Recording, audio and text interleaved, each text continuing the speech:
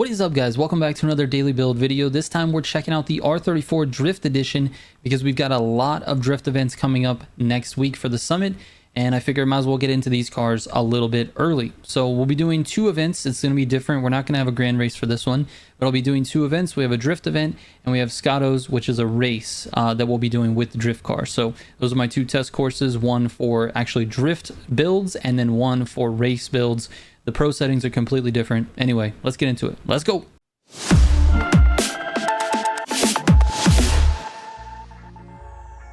Real quick before I get into the video, if you're looking for any of my Motorfest tunes or my Need for Speed Heat builds, I've moved everything to my website. It's militiagamingco.com. There's links in the main navigation menu for Need for Speed Heat builds and Motorfest Pro settings, so click those if you're looking for that. The link to the site is actually in the description of this video.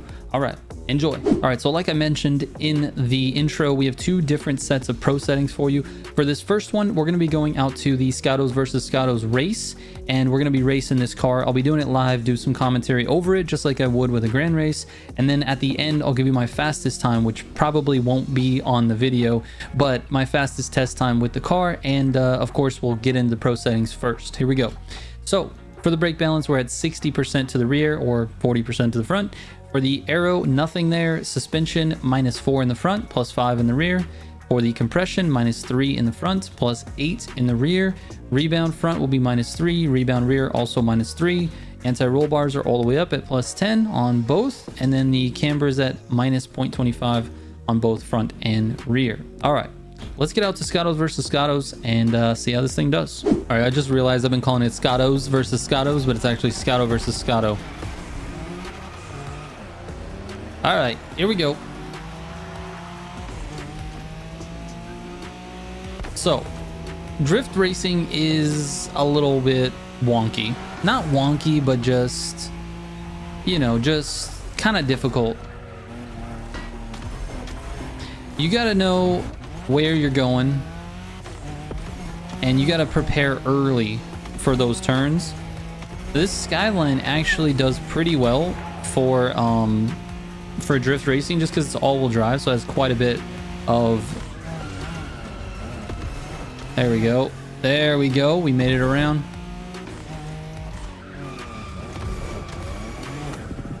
And we made it around that turn. Not too bad. Anyway, it has quite a bit of traction.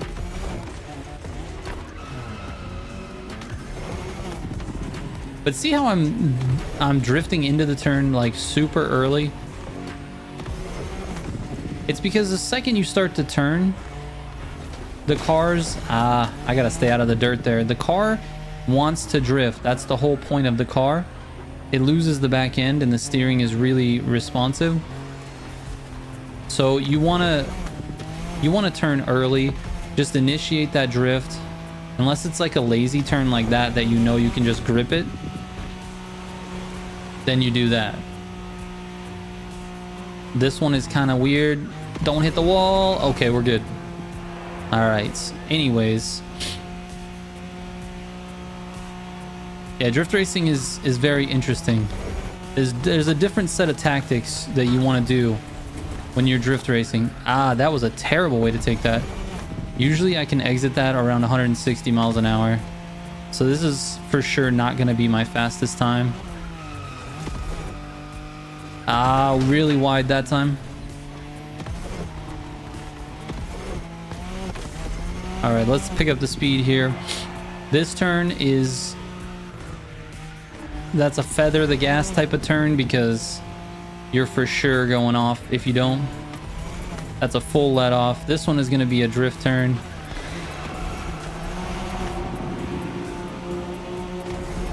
Gotta control the car a little bit. This one you can grip. If I take the angle correctly, let's see. Yes, sir. Let's get out of this tunnel. All right. A 37. A 237 is not great on this course. That actually ties my time with the Chevrolet Camaro SS. And my fastest time, as you can see, I made a lot of mistakes on this one, was in the dirt, several places where I shouldn't have been. My fastest time on this one actually is a 33 with this car. So that's not my fastest time ever though. That's just with this car. My fastest time ever is with the Unicorn. So that one's a 23. It's 10 seconds faster. That's how insane that car is. Anyways, there you go. That's the drift race version. Now let's get over to the actual drift version. We'll see how it performs on my drift testing. All right, here are the pro settings for the drift setup. I got -3 on the final drive, -15 on the grip in the rear, 72% towards the front, the brake balance. And then for the load rear, we're at -20. Suspension is +10 in the rear for the springs, +20 in the compression rear, and +20 for the rebound rear. The fronts are all at 0 or the default position. For the anti-roll bars, 0 in the front, +10 in the rear. And then for the camber, -0.25 in the front, -0.04 in the rear. All right, the drift trial that I test on is the Ebisu style. It's in the Japanese or Made in Japan playlist. So let's get out to this one, see how we do. All right, this hopefully isn't me just embarrassing myself because my drifting skill is maybe not the best. So let's see what I can do. Gonna get some score here early. I'm just gonna try not to drop my multiplier.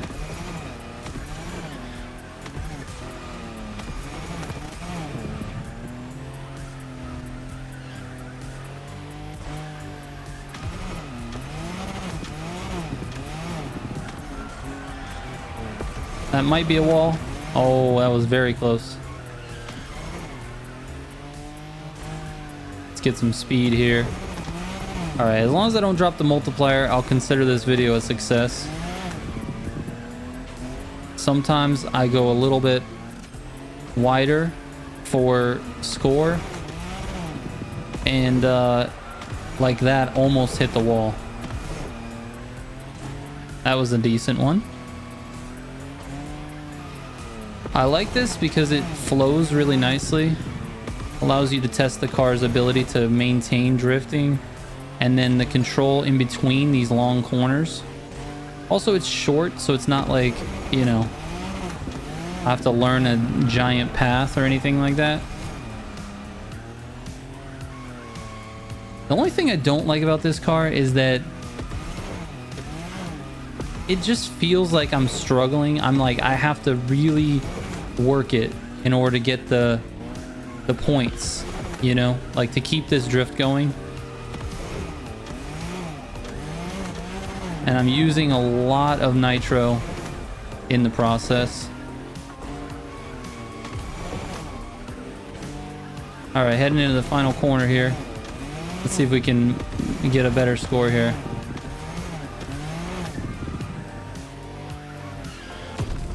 All right, 768, 356. What was my test time here? Or my best test score, 779. So actually didn't do too bad for the video. It really wasn't that bad. I'm not the best drifter, so I'm not gonna say, hey, you guys should be doing this and drifting and whatever. But I tend to have a consistent attempts. Like I can go through a bunch of attempts with a bunch of different cars and tune it to my liking and score similarly with most of the cars. So as you can see, my highest ever is a 799. I believe that was with the RX-7 if I'm not mistaken. No, actually the 370Z Pro Drift, the Forsberg Racing 370Z. That was my highest score with that car. Anyway, that is the drift build. Go out, enjoy that. Just one last thing before you go, we need to show you the difficulty settings that I have set up because that actually does make a difference on how the car feels.